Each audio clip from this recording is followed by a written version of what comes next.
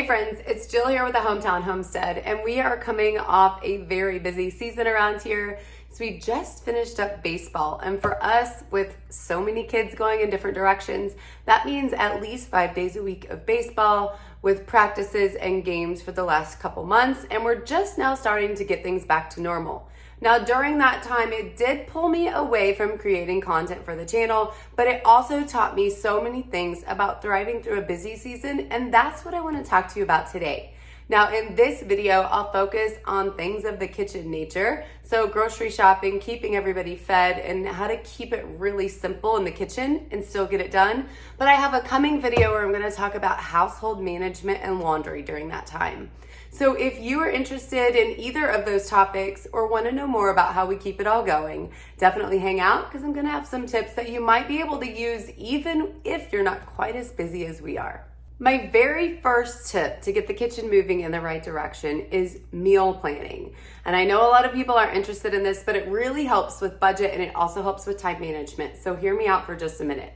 The first thing that you need to do is get a calendar and write down where you're going to be. Every night I have a different town here because that's where we're going to be going or where we're playing or who's coming here or whatever, but it keeps us involved with what we have to do on that specific night, what time we need to be out the door, and how we're going to get things going. Because the very last thing I want to do is plan a meal that's going to take me a little bit longer to cook than I have left time to get out the door, so somebody's late to a game or something of that sort. So know where you're going and know what you're doing. I usually sat down on Sunday night and I would make a list, and I always start Monday through Sunday, and I would make a column for lunch and dinner. Usually our lunches are leftovers from whatever we cooked the day before, but sometimes that would vary just depending on what was going on. And I might make our bigger meal for lunch and have the leftovers to get ready in time for ball. So that was another helpful tip. But starting the week with a clear plan of where you're going and when you're going to be there will help you to set out what meals work well for that schedule. This also helps you to thaw out any meat that you might need for the coming week on Sunday so that everything's ready to go in your refrigerator and you never get to the point of thinking, oh my gosh, I needed to make, XYZ, but it's still frozen in the freezer. What are we going to do? Let's grab something along the way. Because while we were going through a very busy season, I still wanted to be mindful of feeding quality food to my kids, but also being mindful of budgetary concerns, because when you're taking 7 people out to eat after every single ball game because you don't have something ready to go or didn't have time to prep before, that one will run you into trouble really fast. I would also take advantage of Sunday as a day to prep. Now, sometimes this would look like taking 3 pounds of ground beef and putting it in our Instapot and letting it get browned up. I do not recommend seasoning the ground beef.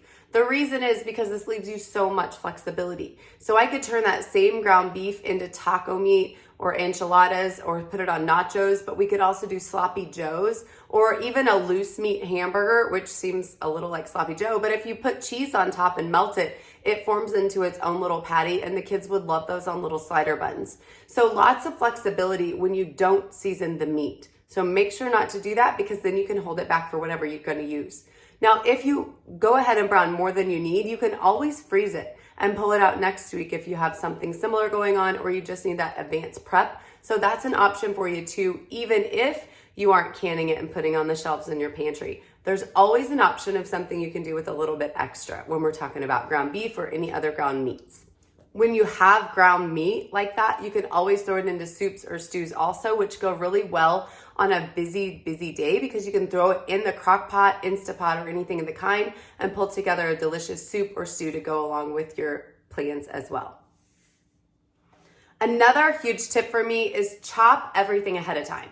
So if you know that you're going to be using a lot of onions during the week, chop them up on Sunday. We use the same technique to chop celery and carrots and just anything that we're going to be needing. If you want to be able to throw a meal together really fast, if you have all the ingredients pre-prepped, you're way ahead of time. This is a huge help when I'm making my pizzas because I have frozen chopped onions, peppers, mushrooms even that I'll open a can and keep in the fridge. I also keep our olives and those things just ready to go so that I can just throw together a quick pizza. But that prepping in advance and chopping up all the food that you're going to need is really helpful on days when you have to get it done and you have to get out the door. Another big help for me is to cook up a huge pot of rice or any other grain that you like, whether that be farro or something else similar. Cook it up on Sunday when I'm doing my other prep. Now, I love having cold rice around, even if you're not going to eat it that night, because cold rice makes the best fried rice. So I will keep a big pot in the refrigerator and pull it out anytime I need a quick meal, because I can throw together that fried rice in just a few minutes since those cut up ingredients are already ready to go. If you aren't familiar with how to do a fried rice or to do your ground beef in the Instapot, I'll make sure to link those videos at the end so you can check out exactly how I do both, because it makes everything so much easier to just throw in a frozen block of ground beef in that Instapot and have it ready to go in no time at all with no prep from you. Something else that really benefited us was to decide on one protein or one main protein that we're going to use throughout the week, and then to find ways to remake it all week long. So you're cooking once for your main time, whether that be steak or pork or chicken, whatever you're doing, smoke a bunch, grill a bunch, do whatever you're going to do on that day off that you might have, and then you can reheat it or remake it. So if I was using chicken, for example, we would have roasted chicken with roasted potatoes or rice and a salad on Monday. And then we would take that same chicken and turn it into a quesadilla on Tuesday. We can do chicken salad with anything left on Wednesday. You can always use chicken fried rice if you don't like any of those other options. But the point being, you can continue to remake the food in a way that looks completely different, but you're only cooking that protein one time, which saves you a ton of time when you're in a crunch. Another example of that might be the steak. We're gonna have steak and baked potatoes one night, and then we're gonna turn that into a fried rice, or we're gonna turn that into paninis or even fajitas. So there's lots of options that you can do when you bulk prep and cook one protein and then remake it throughout the week, whether that be throwing chopped up cold steak on a steak salad, which is delicious, or anything of the sort. You have that option when you do so much in advance. So that's a huge one that helped us really push through the season and keep things moving. Meal planning of this type not only saves you time and money, but it also prevents you from wasting a bunch of food because it's not getting used in the refrigerator. You can always completely remake those leftovers in one more fashion if you just use a little creativity, and nobody ever turns up their head at a leftover chicken thrown on a pizza or something of that sort. So continue to think of ways that you can incorporate that one major cooking time into your whole week's plan. Speaking of money, during the busy season, the last thing that you want are extra trips to the grocery store. And this is one area that I have really revamped over the past, say, 6 months or so, and really revamped my pantry to have all of those basics on hand and to buy them in bulk, which is saving me huge money in our grocery budget. So one way that we do that is shopping one time a month through Azure Standard, where I pick up my organic apples and potatoes before I just grew 100 pounds myself.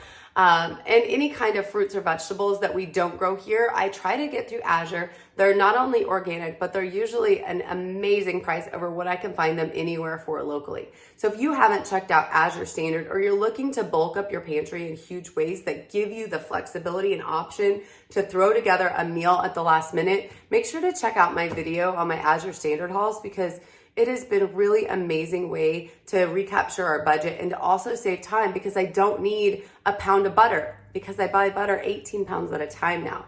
So those things are a huge savings when you're going through a busy time and you don't want to have to be making constant trips into the store for one or two little last minute things. Bulk items that I love to keep on hand would be rice, frozen chopped carrots, peas that I can throw together for our quick fried rice, frozen fruit my kids love as a snack. We also like to buy all of our grains or flours in bulk from them as well, nuts, seeds, berries, anything of that kind, because you can always have them ready to go. Now, if you have extra tips that help you thrive during your busy seasons, will you please leave them below? Because I love learning from other people who have been there and done this before me, because it really just makes my life incredibly easier to access your tips and to tap your mind to get my house moving in a better direction as well. So if you found this helpful at all, or you're interested in what we did to simplify our laundry, which let me tell you was no small feat, I would love for you to subscribe and hang out, because I have another video coming on that topic soon. If you're interested in all things homemade, homegrown, homeschooled, or just home management, then this might be a place for you. So thank you all for stopping by the Hometown Homestead. I hope to see you back really soon. Have a great day.